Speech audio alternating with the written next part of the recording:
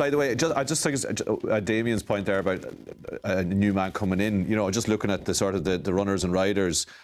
I mean, it's obviously the likes of Neil Lennon's names there. Lee Carsley obviously strongly linked with his job. But then you've got Steve Bruce, Roy Keane, Gus Poyet, Sam Allardyce. I don't know what way do Ireland need to go? Like, is it get a manager like you played under with Martin and Mick maybe in that era that's sort of a little bit more old school and gets Ireland organised.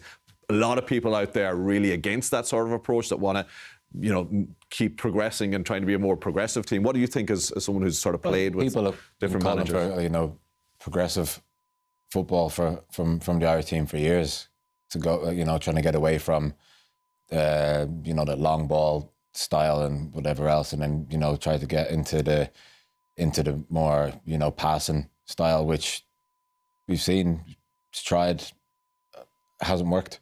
You know, you've gone through the list of names there. You could pick any one of them to come in, and who out of those names there you just reeled off, I'm kind of thinking, well, who'd want it?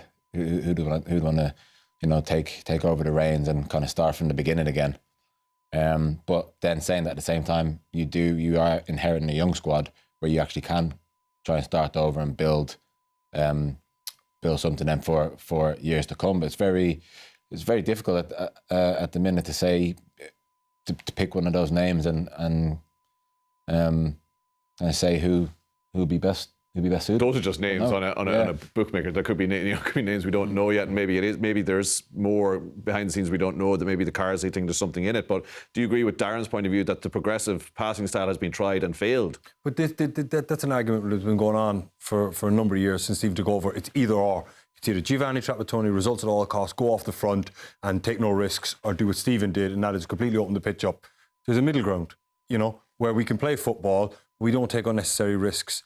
There's a realisation that when we're playing against teams like Azerbaijan, Luxembourg, all teams that have got results against us and beat us, Armenias of this world, that sometimes is get the ball wide, get it in, get your nose in front, and then you can play your football. You have to earn the right to play. You can't just show up to, be it the Ajax or the Amsterdam Arena, or any international ground and just make the pitch big from the get-go. You have to earn the right to play.